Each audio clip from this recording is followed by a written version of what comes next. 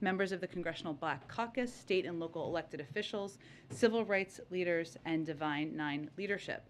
On Tuesday, as you are all tracking, the President will deliver his first State of the Union address. We will have more of his address to preview in the coming days. On Wednesday, the President and the First Lady will travel to Superior, Wisconsin to discuss how the bipartisan infrastructure law delivers for the American people by rebuilding roads and bridges and creating good-paying union jobs. And on Thursday, the President will hold a cabinet meeting. With that, Steve, why don't you kick us off? The EU earlier today agreed to to place sanctions and asset freezes on Russian President Vladimir Putin and the Russian Foreign Minister. Is the United States going to follow suit? Following a telephone conversation President Biden held with European Commission President Ursula von der Leyen, and in alignment with the decision by our European allies, the United States will join them in sanctioning President Putin and Foreign Minister Lavrov and members of the Russian National Security Team. I expect we'll have more specific details out later this afternoon. Thanks. And additionally, could you detail the level of support the United States government is currently providing operationally to the Ukrainian military and intelligence services as they try to fend off the Russian invasion? Is the U.S. continuing to send weaponry into Ukraine? Is it providing intelligence on Russian movements and tactical communications and the like? Well, without getting into too many specific details that are sensitive for a range of reasons, we are continuing to deliver on the security assistance package that was announced earlier last fall. All of that has not been delivered yet. We're continuing to provide that assistance. Obviously, we remain in very close touch, of course, with President Zelensky. I think you may have just seen the readout that we just put out that included the President spoke with him earlier today again, and we are in very close touch from our national security team with members of his team as well, and we continue to consider a range of options to provide additional assistance. And President Zelensky last night said he was target number one of the Russian military. Does the United States have a warning to Russia in the event that that they were to target the Ukrainian president or attempt to capture him or to physically harm him? Do we have a warning to them? Yes, well, specifically regarding the head of state. Well, let me first say that we have been warning for months for weeks, if not months, that Kyiv falling, that attempts to overturn the leadership of Ukraine is very much in the aspirations of President Putin. So their attempts to do exactly that and their continued progress in moving toward Kyiv and moving toward Ukrainian leadership is aligned with what we have predicted. Obviously, going after the head of state would be a significant, horrific act by Russian leadership, but we remain in contact, as you all have seen from the readout we provided with President Zelensky. He's made clear that he's still in Ukraine, proudly and courageously standing up in the face of the Russian attack, and we are certainly continue to be concerned about the ongoing Russian assault on the country. Topic, the Centers for Disease Control and Prevention right now is announcing new federal mask guidelines that, including under them, 70% or so of Americans right now live in areas where they are no longer recommended to wear masks indoors in public settings. Is that guidance that will be followed here in the White House, as Washington, D.C. is now not an area recommended anymore for wearing masks indoors? Sure. Well, we are evaluating our protocols. Obviously, this guidance is just going out now as we speak. I believe Dr. Walensky continues to provide a briefing call with some of your colleagues right now. D.C. currently has a mask mandate until March 1st. We have always followed the most stringent guidelines. That has typically been the CDC, so we will plan to follow that. And in the meantime, we are evaluating our protocols here at the White House. Go ahead. On President Zelensky, did in President Biden's phone call with him, did it come up did President Biden bring up whether President Zelensky he thinks he should leave the country or not? That is not. I don't have any additional details to provide. President Zelensky continues to serve as president of Ukraine. He continues to do that courageously in the face of attacks from Russian military. This was a call for the president to reiterate our strong support for him, for the Ukrainian people, and to reiterate and condemn the actions of the Russians. And on sanctioning Putin and Lavrov, yesterday President Biden had said that was on the table. What changed between yesterday and today? Well, it has been under consideration and on the table for some time, as you know, and as I just conveyed, the president's strong view and strong principle from the beginning of this conflict, and even before, I should say, has been to take actions and steps in alignment with our European partners, and this is certainly evidence of that. And just finally on that one, what does sanctioning Putin himself do in the opinion of this administration? A lot of analysts have said that this is more of a symbolic move than anything. Well, without getting into any specific details, I know you're not exactly asking me this, but sort of about financial assets, et cetera. I will leave that to others to speak to. Certainly, the the step that we are doing in alignment and in coordination with the Europeans just sends a clear message about the strength of the opposition to the actions by President Putin and the direction in his leadership of the Russian military. Go ahead. Yeah, just wanted to ask, and continuing the questions on sanctions. Yep. Today we saw that the Italian government and the German government both said very clearly that they would not veto a move to remove Russia from the SWIFT transaction system. Can you say a word about how quickly you think something like that would happen, and whether you believe that that would be another productive tool and perhaps another moment, symbolic or rather an important measure?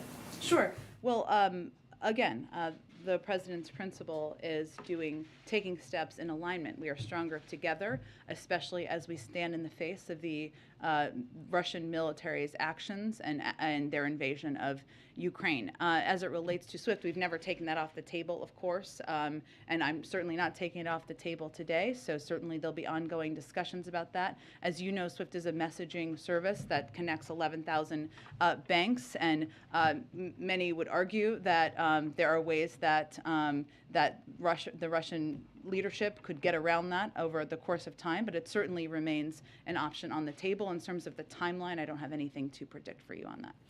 We were also reported today that China has actually increased its reserves as opposed to releasing reserves, which could help perhaps with the energy price increases that we're seeing.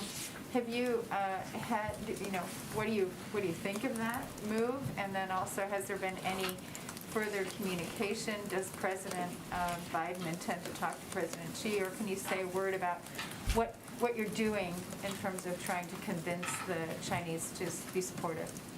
Well, I would note that also today, the IEA had an informal meeting where they discussed options they could take over the coming days and weeks to help address any volatility in the global markets and the heightening of price volatility. And certainly that meeting today was a chance to consult and continue coordination with partners on global energy supply and security. There's also continuing conversations that we have had from here with partners over the past day. Secretary Granholm spoke with French, German, EU, and UK counterparts yesterday, and we'll continue those conversations. As it relates to China, I would say that the president's view, of course, is that now is the time for leaders of the world to not just speak out clearly against President Putin's flagrant aggression and to stand with the people of Ukraine, but this is not a moment for equivocation or hiding or waiting to see what happens next. It is already clear what's happening, and as a part of that, it's also important to be a part of the effort to mitigate and minimize the impact on global markets and global oil markets. And so I don't have any additional conversations to read out for you, but I would say certainly we all want to be part of the solution here and stand up in the face of aggression to help address the problems. Are you saying that China is, in fact, equivocating? All I'm saying is that every country should think about what side of history they want to be on here, and they have the ability to do that. Go ahead. When did President Biden make the final decision to sanction President Putin? It was made, it's been on the table for some time, but through coordination and discussion with our European partners over the last day or so. So he decided in the last 24 hours that he was going to do that? Again, it's been on the table for some time. His priority and his focus has been on taking steps in coordination, and obviously that decision was made over the course of the last 24 hours and in partnership with our European counterparts. Does it include a travel ban by chance? I believe that would be a part of the U.S. Component, yes. So President Putin would be banned from traveling here. There's more details of it that, again, will be out later today. There are very limited examples of this being done, as you all know, but that is a standard part. But again, there'll be more details we will have available later today. Another question on travel. The UK is banning civilian Russian aircraft from its airspace, saying that no aircraft on a service owned, operated, or chartered by a person connected with Russia shall fly in their airspace. Is the United States planning to do the same? I'm not aware of that being in the plans, but I don't have anything to preview for you. Okay, and another question, we've seen these predictions from the Defense Department, from the State Department Yeah. about Kyiv falling to Russia. Yeah. They've made clear that they believe that is in Putin's sights and that he wants to overthrow the government there. If that happens, what does the U.S. do? What is the response and the role that the United States takes after something like that happens? Well, I would just reiterate, as we've been warning for months, that Kyiv falling is a real possibility, and we've continued to see Russia's progression. Even as we've seen resistance on the ground, Russia's military continues to advance toward Kyiv. So there is that real possibility. I'm just not going to get into, at this point, hypotheticals of what that will look like or what our response would be. Thank you. Go ahead. Thank you, Jen. I just want to follow up on the Putin sanctions again. Sure. Based on what you've said so far. So was this decision to coordinate with allies meant to show unity, meant to show that Putin is a pariah, or do you think it will actually have an impact on Putin in practice, given the uncertainty about the extent and location of his wealth? Sure, I understand what you're asking. I'm just not going to get into specifics about his financial assets from here. Again, I think what is important and what we are hoping the world takes away from this is the unity through which the United States, President Biden, is working with our European partners and allies. Without getting into details, can you even say if this will or will not impact him, other than showing that he's, an outlier? Again, I'm not going to get into his personal financial assets. That's typically not something we would do from here. But I would note again that the steps that were taken yesterday and announced yesterday, sanctioning the 10 of the largest financial institutions in Russia, accounting for a huge percentage of their banking capacity, of their financial system capacity, I should say, and even the anticipation of that.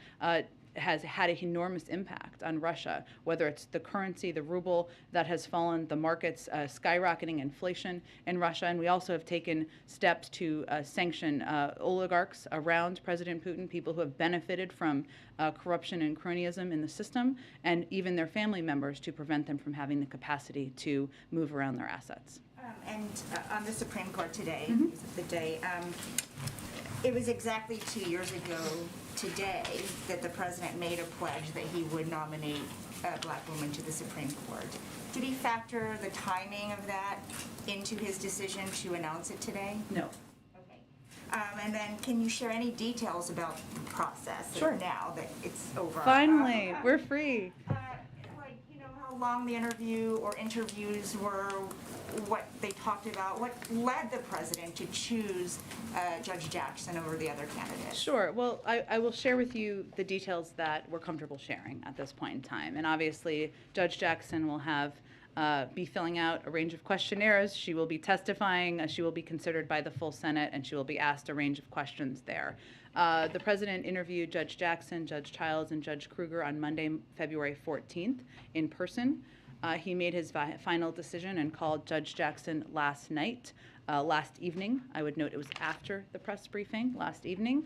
The president called Leader Schumer, Senator McConnell, Speaker Pelosi, and Whip Clyburn all separately this morning to inform them of his decision. I'd also note that the vice president has been very engaged, not just in the decision-making process, as the president talked about during his remarks, but she called former President Obama and former President Clinton as well, and she has also been calling a range of members of Congress as a part of the announcement process. One more. Did he personally call Kruger and Childs to let them know that he had chosen Judge Jackson? I don't have any other details on that, but I can tell you that he called Judge Jackson to offer her to tell her he was going to nominate her last evening. Go ahead. Thank you, Jen. The State Department just said about the U.S. and Russia that there are still some areas in which the fulfillment of our national security priorities and imperatives require us to engage and coexist. How is it that we are still engaging and coexisting with the Russians? Well, Peter, I would say diplomacy around the world requires us to engage with countries even where we have strong disagreements, strong opposition, strong condemnation. We have been very outspoken and taken actions against China's human rights abuses, but we have worked with them in other capacities. We are working Russia as a part of the P5+1 as we're working and making progress on an Iran nuclear deal. There's no question that achievement of that would make the world safer. So it is our responsibility, and diplomacy means engaging even with countries where you have strong disagreement and strong opposition. And just so that we can understand then the approach, that means that you guys will sit here and sanction Vladimir Putin and then send diplomats to go sit on the same side of the table with the Russians to hash out the Iran deal. Is that what's happening? That's right, Peter, but I don't know why you sound so skeptical. What our job here in the United States and from any government is to take steps that are in the interest of the American people and the United States of America. And part of that would certainly be reducing Iran's capacity and ability to have a nuclear weapon. I think there's no question about that. Russia is a part of the P5+1. Okay, there's a report in the New York Times that you guys kept asking China to help you stop Russia from invading Ukraine, and they didn't. So what have you guys done throughout this slow-moving Russia crisis that has worked? In what capacity? Well, the president talked to Putin, he talked to the G7, he threatened sanctions, he put sanctions in place. Now he says the sanctions are going to take 30 days, or about a month. Do you guys think the people in Ukraine have about a month? Well, Peter, let me just take a step back and explain to everyone how diplomacy works and how our approach from the United States has worked. What the president has done is he has built a global coalition to stand up in the face of President Putin and President Putin's aggression and invasion of Ukraine. What he has done is he has rallied the world, our European partners, even at cost to them in some capacities, to put in place significant sanctions, historic sanctions that would have a enormous impact on the Russian financial sector. It is President Putin's choice to go to war and invade Ukraine. That is what he has done. It is our choice and our responsibility and the role of the President of the United States to rally opposition and make sure they feel significant pain from that choice. That's exactly what we have done. And I understand that you're saying that these sanctions will have an impact on Russia, but what good does that do these people in Ukraine who are seeing the news and these U.S. intel assessments that Kiev is going to fall any day? Well, Peter, first of all, we are the largest provider of humanitarian assistance, of security assistance in the world to the Ukrainian government, which still stands, and the biggest supporter of the Ukrainian people. And we will continue to be. And we are leading this global effort to stand up against the aggression of President Putin. And so the president is doing nearly everything in his power to lead the world and stand up against the actions of President Putin. What he will not do is send U.S. troops to fight in Ukraine, because he is not going to put the American public, the American people, or the United States in a position of fighting a war with Russia. Go ahead. If I can ask you about, we've been watching a lot of the pictures play out from overseas. We've seen anti-war protesters rounded up and arrested in Moscow and elsewhere throughout Russia. We've seen awful pictures coming from throughout Ukraine, including one today that was dramatic of a Russian tank literally rolling over a Ukrainian civilian vehicle. Can you just give us a sense, is the president watching this happen, his reaction to this, his message to those anti-war protesters? Well, I mean, it's horrific to watch. It's heart-wrenching to watch. And we've all seen the images. The president, the vice president, members of our national security team, and it almost doesn't matter how much you've been through, how many conflicts you've watched over time, and he has unfortunately watched many in a variety of national security roles, to feel heartbroken by what you're seeing happen in Ukraine, in a sovereign country that is having its right to exist threatened by Russia, the aggressor in this case. I would say our message to the Ukrainian people continues to be that we stand with you, we support you, we are going to do everything, humanitarian assistance, economic assistance, continue to provide security assistance, and rally the world to condemn the actions of President Putin. And to the anti-war protesters in Russia? Well, first, I think we would say that we are amazed by your courage, your remarkable courage in standing up against what President Putin is doing. It is not easy to protest in many scenarios, but it's certainly not easy to protest. Just wanted to take a quick second here while she's talking, give a shout out, so to speak. It's not even an appropriate term, but Palma, if you're watching, or if you end up watching this video at some point, hopefully everything's going okay for you guys in your town. I hope to hear from you soon, and all the best for you, man. We'll be thoughts and prayers are bullshit, but I mean, we can't really do much else right now, so hopefully you guys are fine, and we'll hear back from you soon. All right, here's Jen. And to go back to Weij's question, sorry, I didn't answer this part. What was compelling to the president? I talked to him about this morning, and you heard him lay this out in great detail in his remarks. You know, Judge Jackson is someone who very much is in the mold of Justice Breyer, having even clerked for him. She talked about that during his remarks.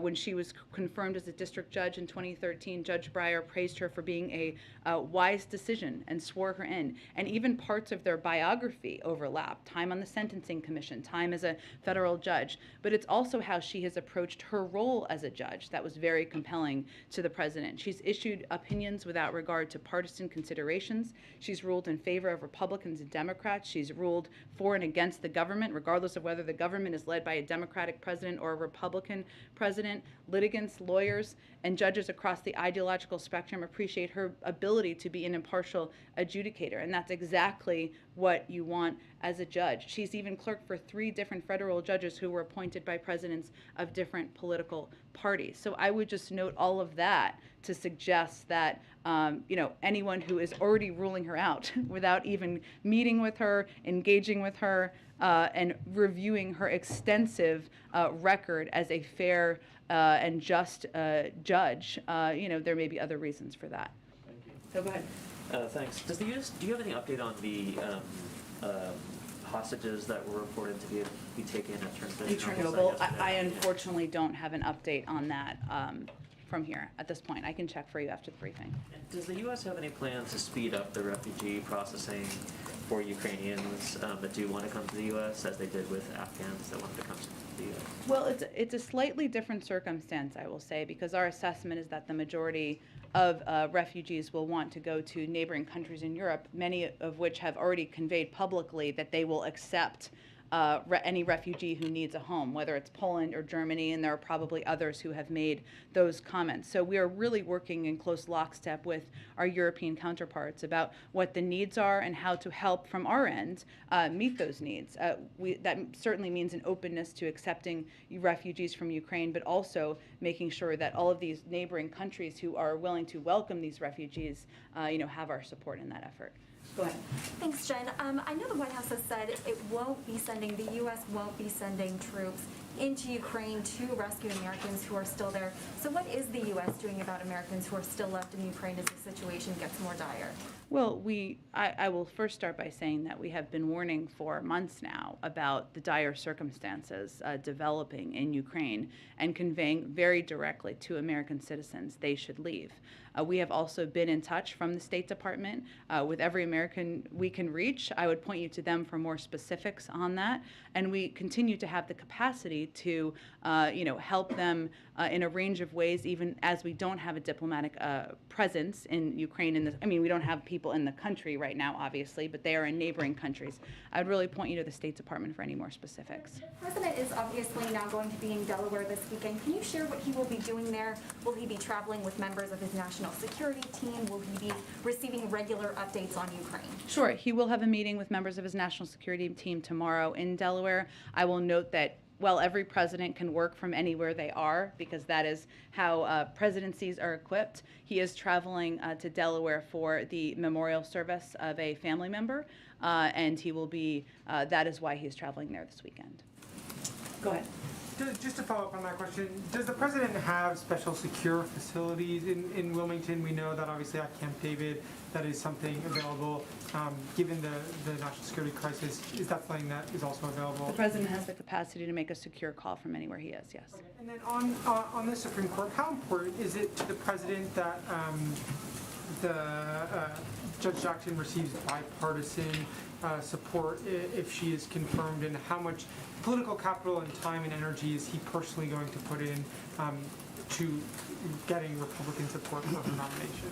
Well, I think, Tyler, let me flip this around a little bit for you and just say the president's view is that when you look at somebody like Judge Jackson, who is extraordinarily qualified, has impeccable credentials, she has been lauded by former Speaker of the House Paul Ryan, who said on her behalf when she was put forward last year, I know she's clearly qualified, but it bears repeating just how qualified she is. Our politics may differ, but my praise for Ketanji's intellect, for her character, for her intellect is unequivocal. That she is somebody who has, and I would also note that former D.C. District Judge Thomas Griffith, appointed by President George W. Bush, publicly supported her D.C. court nomination, and she received a bipartisan letter of support from individuals who co-clerked along Judge Jackson. So I think the bar here should not be what is the president going to do? Of course he's going to engage with Democrats and Republicans. You've seen him operate in that way to date. It is what are Republicans going to do in terms of considering an eminently qualified judge that the president has nominated, who by many standards has shown herself to issue opinions without regard to partisan considerations and ruled in a way that certainly anyone, regardless of their political affiliation, would be proud to see. And then just one more quick one on the State of the Union. How much is that speech being changed by the Russia-Ukraine crisis? Can you just give us a little bit of a preview about what we may hear from the president on Tuesday? I certainly understand the question, but I can't give you a preview of a speech 4 days from now quite yet about and how it will address a developing conflict. Go ahead. Yeah, President Biden stated from the outset, and you've reiterated today, that he won't send U.S. troops to Ukraine to fight Russians. Given the high stakes, President Biden yesterday said Russia has aspirations beyond Ukraine. Why isn't this a fight worth sending U.S. troops for? Why, why has the president assessed that shouldn't be an option?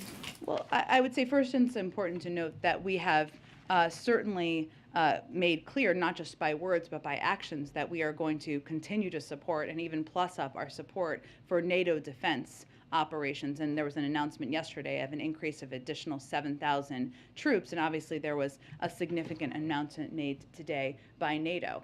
We will firmly stand behind our Article 5 obligations. But I would say, as it relates to sending U.S. troops into Ukraine, the role of the President of the United States, any president, is to make an assessment about what is in the interest of the United States, our national security interests, the American people, and certainly weigh very heavily how we're leading the global community. But it is not in our interest to be in a war with Russia. And so, no, we are not sending U.S. troops to Ukraine. But by stating up front that this is not an option, didn't President Biden take away what could have been a threat to deter Putin from invading and to further push into Ukraine? I think the president believes he has a responsibility to be very direct with the American people about what his intentions are and what his intentions are not. And that is his first priority as president. And finally, what was the White House's reaction to President Zelensky today in a video address saying that Ukraine has, quote, been left alone to defend itself against Russia?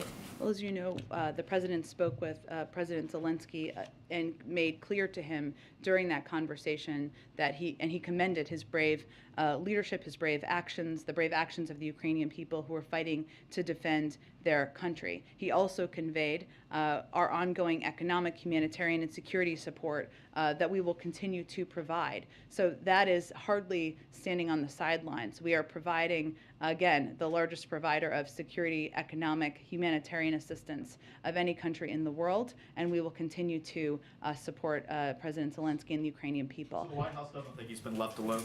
I think I'll leave it at that. Go ahead. Thanks a lot, Jen. Does the administration have any plans to offer TPS to Ukrainians who are in the United States or who might end up coming to the United States? Does it support the idea? Well, it's a process that would be overseen by the interagency, go through an interagency process led by the Department of Homeland Security. I know there are many advocates for that, but I don't have an update on the process or if it will happen.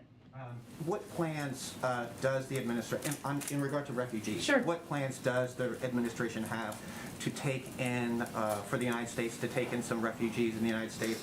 Have there been any planning discussions, perhaps with refugee groups to prepare this? Do you have an anticipated number of how many refugees may come to the United States? I don't have an anticipated number to project. What I will convey to you is that we are always in constant contact with the refugee organizations who do incredible work around the world. But I would also reiterate that what we've seen happen over the last couple of days is countries like Poland, Germany, and others in Europe make clear that they are opening their arms to welcome refugees from Ukraine. Those are neighboring countries, so we do anticipate the vast majority will want to go to countries in Europe. But you do anticipate that some would come to the United States? We are open to that, yes. And if I could ask one more. Senator Coons floated the idea of a $10 billion emergency supplemental package. Just does the administration support that proposal? We are having ongoing conversations with Congress about additional assistance to Ukraine. Our OMB leadership is having those conversations, and so I will leave it to them to put out any updated specific number from our end, but those are underway. Go ahead. Why doesn't President Biden want to talk to Vladimir Putin right now? Because he's invading a sovereign country? Isn't he going to be potentially invading that for years on end? Well, I would say that a moment where a leader is beginning and Who in the writes middle these of questions for invading a these sovereign people? country is Why not the isn't moment where Biden talking to diplomacy feels Putin? appropriate. Because he's it does not mean we have invading ruled a out foreign diplomacy country? forever. Who Obviously, the hell president writes these remains open questions to for these engaging reporters? These people at a are leader-to-leader fucking level, but this is waste not of the moment. space, waste of Why are you goddamn guys time to waiting listen to to this apply shit. maximum pressure on Russia with, sanctions on everything? Ridiculous. It doesn't seem, are you guys waiting for Kiev to fall or? Sanctions someone on to- everything? How do you mean? Like sanctions on all Russian transactions and oil and gas, or like, do you think that Americans are not willing to take a hit at the gas pump? Or? Well, I would say there's a couple of principles through which the president has approached sanctions. One is maximizing the impact on Russian leadership and on the Russian financial system so that there will be a particular squeeze. We've obviously taken steps already that have gone far and above what has ever been done in the past. If you look at just the 10 financial institutions that we sanctioned, they hold a huge percentage of, they're about 80% of the Russian banking sector. That is a significant step that was announced yesterday. The export controls step that was announced yesterday means that they won't have the ability to get access to the technology and semiconductors and AI that President Putin desperately wants to continue to innovate his economy moving forward. There's also, of course, European countries are also looking at some of their reliance on Russia, whether it's for energy or other purposes, and they're making their own decisions about diversifying. And as I noted a little bit earlier, the ruble remains about 10% weaker year to date and the worst performing emerging market currency in the world. So what should be clear here is that there are already huge impacts. There is already an enormous squeeze on the Russian financial system and economy. What the president is also focused on as a principle is taking steps, making sure we are minimizing the impact on the American people, on the global economic system, and we of course weigh that as we have a responsibility to do, and we want to, first and foremost, I should have said this first, take these steps united with our partners and allies in Europe. Does the administration have any message to American companies that do business in Russia with entities that are not necessarily on the sanction list? Would you like to see U.S. citizens not buy Russian products? Would you like to see U.S.-based CEOs not look for business in Russia? We're not trying to hurt the people of Russia or the Russian people. We're trying to squeeze Taking a quick the look at the financial stock market system as and it's sector closed. to make sure there are significant S&P's up consequences for the actions of the president. Go 95.95 ahead. points, Yeah, up so 2.24%. Biden and Putin to The speak. Dow's Is there up any line of 834 communication points, between is the White House and the 2.5%. Kremlin right now? Nasdaq's up I 221 don't points have at additional details on that 1.6%. at this point in time. Obviously, our national And security team has a range of means. of Oil is communicating. currently at $92 a said barrel, earlier in your answer to me up that the from, president or won't down speak from, with I think Putin unless the highest I saw was Putin de-escalates 125 or the other day. withdraws. Well, So oil's again, it's not the stabilizing a little appropriate bit, moment it right would now. seem. I can't give you, I'm not gonna give you a forever or never, because that's not how See he how much feels. longer But this thing's they are gonna go. actively invading I don't know what else she's Ukraine. up- They what all are other moving questions on the they've got capital. for her. They are looking to overturn see. leadership. Nah, This, normally is Jen not the Psaki's a moment for good, President she's a good Biden press to have a secretary. It's diplomatic the, conversation it's the with President reporters and the Refugees, it's been the noted way that the they're phrasing their response to questions and they're Ukrainian coming at, refugees they're, has been quite different they're to the response of very refugees from confrontational other nations, and I about, wonder what you the know, White when House they view approach, when they on that, approach given this that some stuff. countries like Poland and Hungary were I, you know, actively the trying to best way to keep say is they're back acting in many bad refugees faith. largely They just from want to try to get a gotcha Well, question. I It's don't think I have any every further day it comment on seems that like from here somebody's about trying the to get a decisions gotcha of other question and countries she's where they ready accept for it. refugees So from. What I can that's speak good. to The last is press what secretary our was a approach is here in the waste United of States. human And space obviously and is we have complete welcomed, garbage and is now on with Fox open News. arms If you want tens some of of that thousands stuff, of you can go check Afghan it out over there. refugees. And certainly, while it But, may be, no, to fuck go that. to She's a the piece of earlier shit. question, that the I assume you're majority of referring refugees to, from Ukraine Kayleigh go to McEnany, Europe, we are certainly the- open to accepting refugees think from Ukraine as well. That is our Harvard or policy Yale and our lawyer approach, and certainly what we who will sold continue herself to out for money. implement. Go ahead. Just following up on the she's question and your garbage. discussion of sanctioning oil and gas, and understanding that the president, in any decisions he makes around sanctions or any other actions he takes against Russia, is thinking about the American people. Is there a point at which he would consider doing that? Is that Like the energy sector? is the energy sector at some level on the table if Putin gets even more aggressive? And also, there are also some other countries that have worked for carve-outs, for instance, Italy and luxury goods. What is the U.S. view of those kinds of exceptions being made for things that are maybe a lot less essential, as much as we might like them, than oil and gas? Speaking for yourself. So I would say on the energy sector, no option is off the table. But again, to go back to some of the principles here, our sanctions are designed to harm Russia's economy, not our economy. And that's a key balance that we're clearly trying to strike. And I think when Dilip has been in here a few times over the last week, he's conveyed we do risk assessments, right? And impact assessments. And that's a part of it. The other factor here on the energy sector is that starting out with energy could actually benefit President Putin and pad his pockets, because given high oil and gas prices, cutting off Russian oil and gas could drive prices up to Putin's benefit. So that's obviously a factor as well, but it's not off the table, but we look at a range of issues. In terms of what other countries have fought as far as carve-outs or areas that they're not sanctioning, does the administration have a view of that? I think, look, our focus right now is that we are working in close coordination and in lockstep with our European counterparts. It does not mean everything is identical. It is not identical. But what you have seen across the board is very strong, impactful sanctions that the shared hope is that they will have significant economic and financial consequences. Does the administration have an estimate of how many Russian deaths or casualties there have been in Ukraine at this point? I don't have that assessment from here. I don't expect we would have that assessment from here. Ukrainians have this number 3,800 that they've been putting out, or 2,800 that they've been putting out today.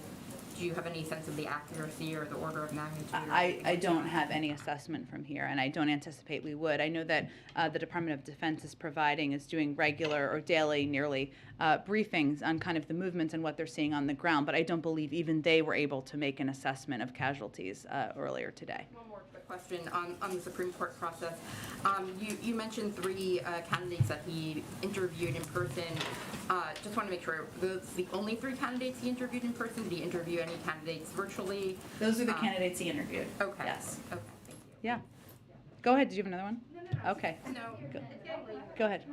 Go. So much, Jen. Thank you. Jen, does the White House stand by the support you guys gave to Brazil to become a global partner and NATO after President Bolsonaro met last week with President Putin, and still President Bolsonaro didn't condemn the invasion? Again, as I said in relation to a question a little bit earlier, I mean, our view and our push for every country in the world is to stand up in this moment and decide where you stand, where you want to be in history, as the history books look back. But that doesn't, I don't have anything in terms of our change of our view of our overarching relationship. Go ahead. Yeah, can I just follow up on that question in terms of building a global coalition against Yeah. Russia, right? I mean, India, for example, a Quad member, it's the only Quad member that's not implementing export controls, for example. I think the president yesterday mentioned that that issue still hasn't been resolved. is he planning to call Prime Minister Modi? I think Prime Minister Modi called President Putin yesterday. And just can you speak more broadly in terms of bringing all these other partners that maybe, not in Europe, but, the Quad, as well as perhaps ASEAN members who are pretty ambivalent and cautious about condemning the Russian invasion?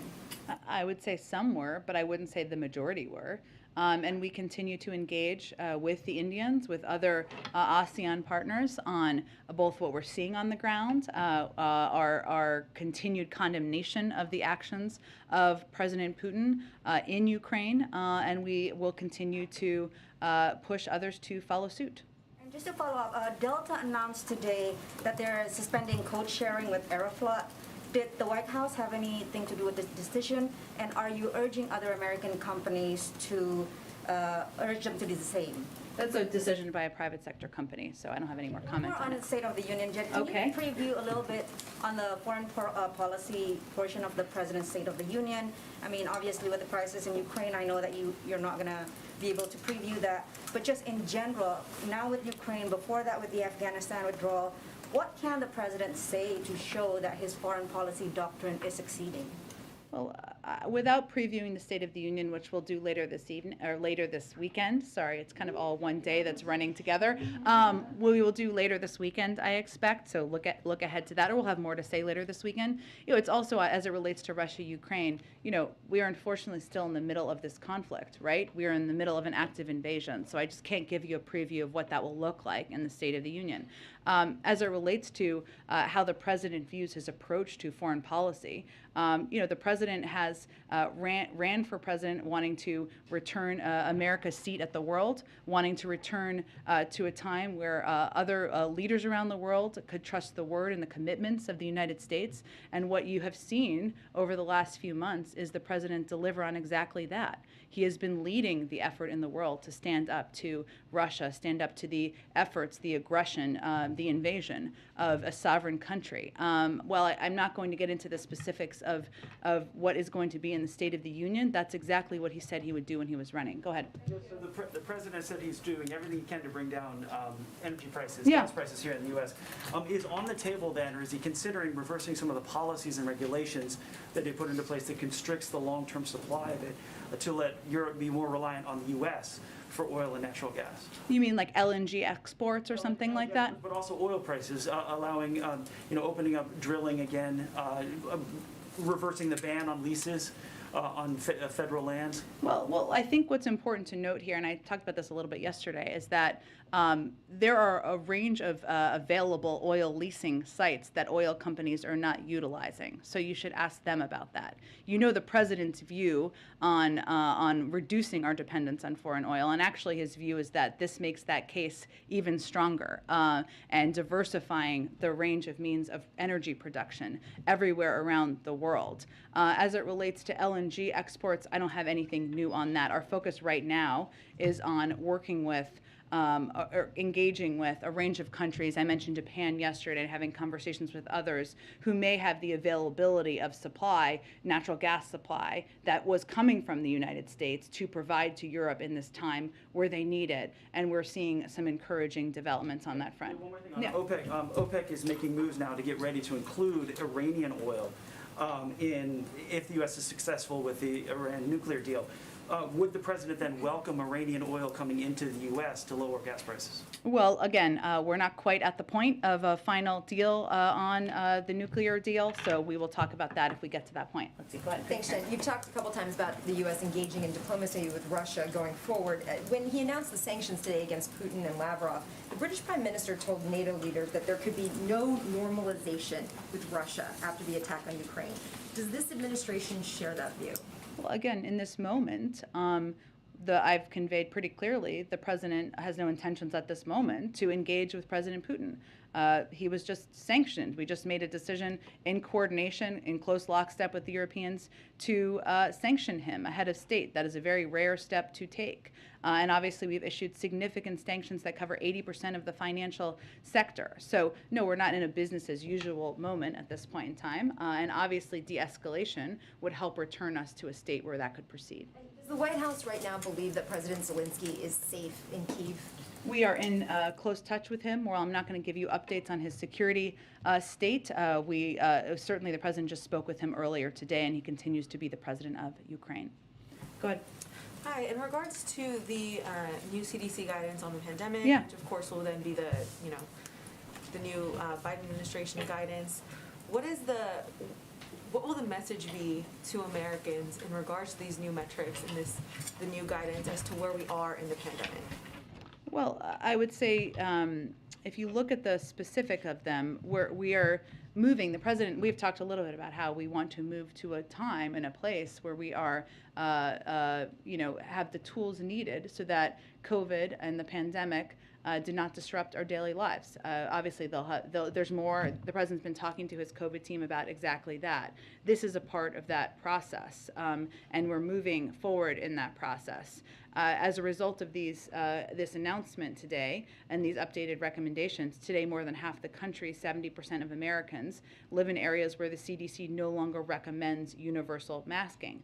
Obviously, if people want to wear a mask because they're immunocompromised, because they have concerns about their safety in their communities, they should have the ability to do that. But that is certainly a step forward. So.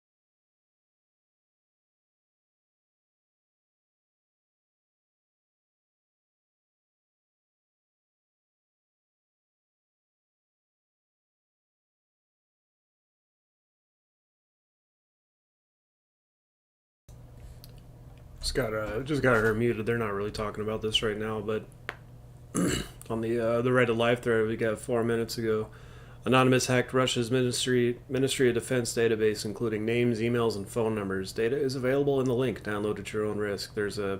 I'm not downloading any of that shit, but it's good to see our boys in Anonymous coming out and doing what they do best. Those guys. When the history books will be written, there's gonna be a little footer in there about the mob of gentlemen and ladies that live in their mom's basement and wear hoodies and fingerless gloves while they're hacking. You gotta have the hoodie and the fingerless gloves, otherwise it's not gonna work as well. But it's good to see them putting their skills to use. You love to see it. Years ago, they took down the Westboro Baptist Church's website, and that was fantastic. And they continue to do good work outside the realm of governments, because governments are useless and can't do shit. So we gotta rely on individual people. Case in point, they're still identifying people that were at the January 6th riot a year and 13, 14 months later. Our amazing police state in the U.S. can't even identify people with pictures, and they're getting turned in by their family members. It's fantastic. Just makes you really lose a little bit of faith in the system when they can't even figure out. The worst part is all these cops that were there, and the cops that aren't getting identified until much later, because apparently they don't know each other. They're all looking out for each other. It's complete horse shit. All right, let's go back there. West, it's having the opposite effect. So I don't think that would be our assessment. Go ahead. Can I just a quick question on cyber attacks? Yeah. The NATO Secretary General again said that he would view a cyber attack on a NATO member, this time talking about NATO members, as something that would be under Article 5. Is that the view of the United States also, that a cyber attack? Yeah, I on answered NATO this yesterday, and I said that it would be up to NATO members to determine what that looks like and what any response would look like. Go ahead. Has the president been in touch with, before or after the decision today, with Congressman Clyburn? He, of course, was a big booster. Yeah, he called him this morning. Thank you. Oh, okay, one more, last one. Thank you, Jen. Oh, go ahead, yeah. Thank you, Jen. You've said that the U.S. will not go to war against Russia. obviously Russia is heavily armed, the US is heavily armed, and I'm just wondering if you're not being pragmatic here in Russia. Have you not been pragmatic to recognize that it may not be in the interest of the US for Ukraine to be a member of NATO, which is the key request from Russia? I'm not sure I'm understanding your question. Are you asking me if In the interest of the US for Ukraine to be a member of NATO? it is up to every country to determine what alliances they want to join or not join, and that is not a pressure point we issue from the United States, and we think it's important for that to remain open. That you are looking for a job at CNN or MSNBC? I have more than enough on my plate here, and so you can't get rid of me quite yet. Sorry, Peter, for you on that. And so I will see you all on Monday. Thank you, everyone. Thanks, Pam.